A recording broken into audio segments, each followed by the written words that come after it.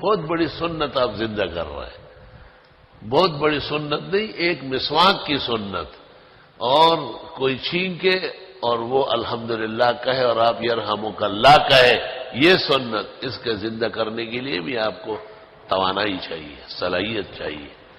کمزور آدمی یکدم بات کر کے پیچھے ہٹ جاتے ہیں، بس ختم ہو گیا مسئلہ، شہید ہو گیا۔ آپ کو تو اس مسئلے کا ساتھ دینا تھا۔ تو بہت سارے مسائل اہل علم لحاظ کرتے ہیں بہت زیادہ۔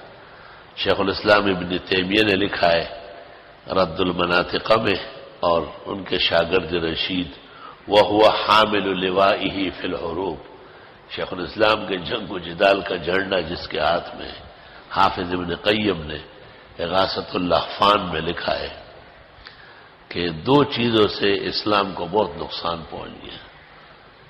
ایک لحاظ سے خفا ہو جائے گا، جناب ہم کسی کو نہیں کہہ سکتے سر ڈکو، بس مسئلہ کب زندہ ہوگا؟ آپ تو شرما گئے، یعنی جی ہم کسی کو نہیں کہہ سکتے کہ 5-6 اوپر کر لو ورنہ نماز نہیں ہوگی۔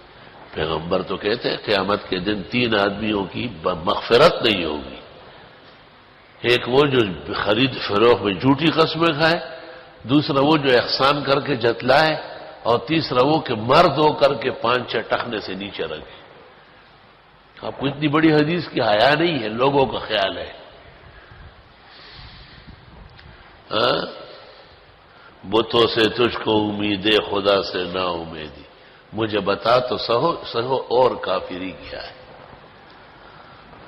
تو ایک تو غلط بے موقع لحاظ، رعایت، خیال رکھنا، بھائی کہہ دو کہ داڑھی مونڈنا گناہ کبیرہ ہے، داڑھی مونڈا ہوا اگر اس طرح مر گیا توبہ قبول نہیں ہوئی، شفاعت نہیں ہوگی۔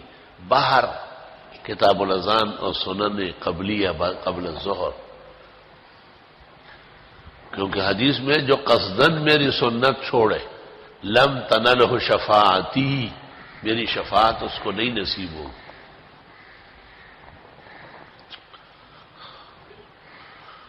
تو ایک تو غلط لحاظ، بے موقع رعایت، بھئی اپنے الفاظ سے کہو، ضروری تھوڑی کہ میرا طریقہ ہو۔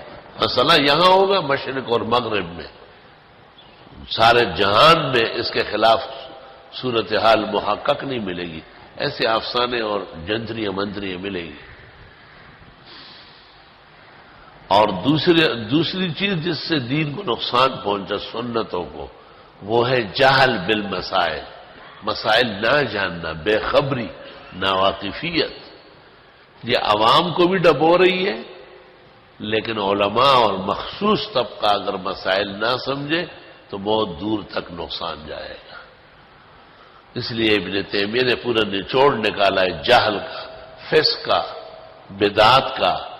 وہ کہتے شیعان یضران الشرع، 2 چیزیں شریعت کو نقصان دے رہی ہیں، ایک تو لحاظ الخلق، اور دوسرا جہل بالمسائل الشرعیہ، دینی مسائل سے بے خبری۔